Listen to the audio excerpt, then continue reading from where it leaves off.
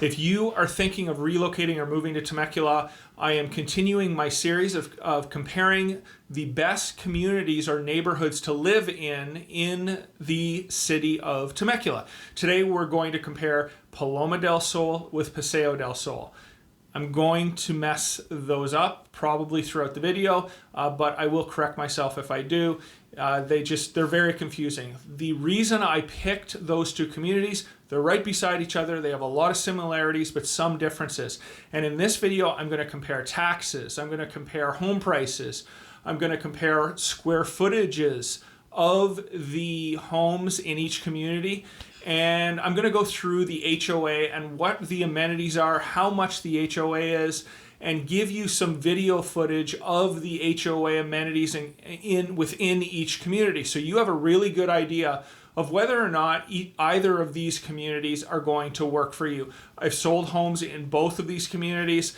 I'm not going to say one is better than the other. That's up for you to decide. So let's get right into the video. Okay, so let's first talk about home prices and what's available for you as a buyer in both of these communities.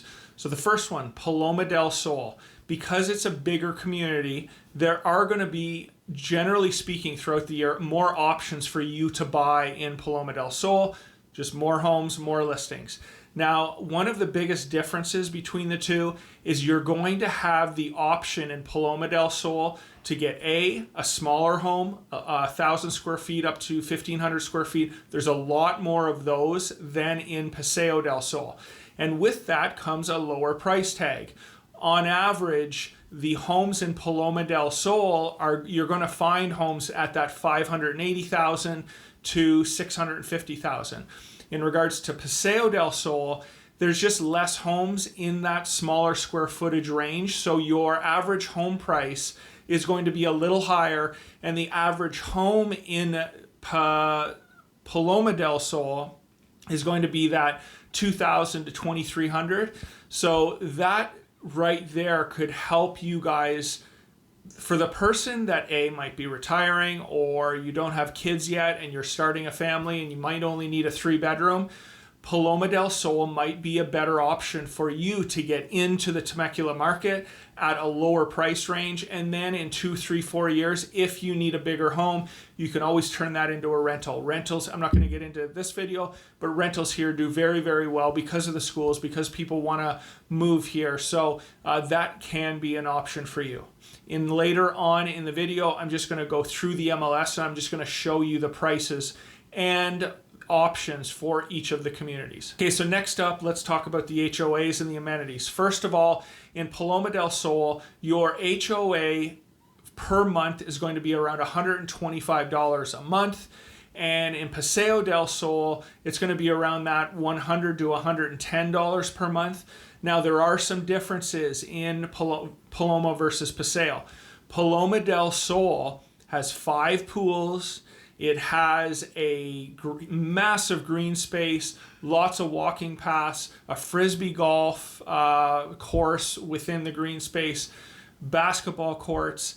The one thing that I really like about Paloma del Sol and having 5 pools is some of these communities in Temecula, because they are on the larger size, if there's one beautiful pool on a Saturday or Sunday, especially in the summer, it's going to be packed with people. Some of you might like that, especially if you have kids. They can go play with the other kids. But some of you want to be more relaxed if you're going to go to the pool on the weekend.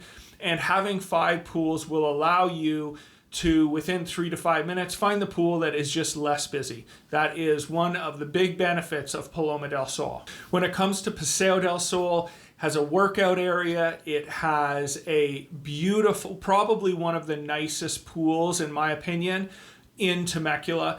It's basically, like you're in Cancun at a resort. Again, I'm going to show you right at the end of this some footage of both of those. Has tennis courts. So if I was to pick from my life right now, I'd probably go with Paseo just because I absolutely love those pools, or that pool. But if I had kids and I wanted options and I wanted just a more robust, bigger HOA with more things, it would probably be Paloma del Sol. So now let's just get into the footage of either community so you can look at it yourself.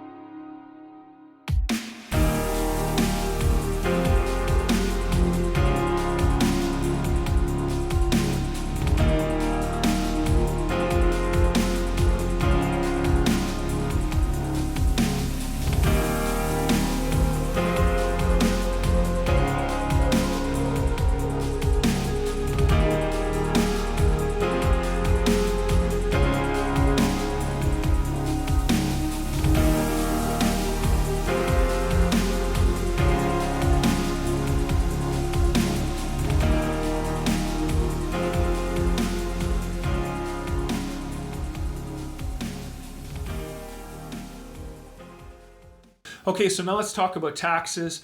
The one big benefit of Paseo del Sol is it has one of the lowest tax rates in all of Temecula. Every home that you buy in Paseo del Sol, the special assessment tax is going to be less than $1,000. I saw the range of 7 to 10 homes that I looked at. It's going to be anywhere from $700 to about $950, but that is incredibly inexpensive for Mello-Roos and special assessment tax in Temecula. Now, don't forget, you've got a base tax and a special assessment tax.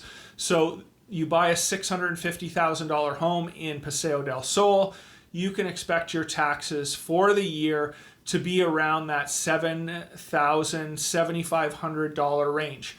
When it comes to Paloma del Sol, even though the tax rate is a little lower, you're going to be in that $1,300 to $1,700 range of special assessments per year. It's a little more, but it's still on the lower end of special assessments in Temecula and Murrieta. Okay, so now I just wanted to get into the MLS and show you a little bit about both communities, the options you have for homes, the square footages, the prices. So let's get into the MLS right now. Yeah, so I just wanted to show you some listings. First off, we're going to start with Paloma del Sol.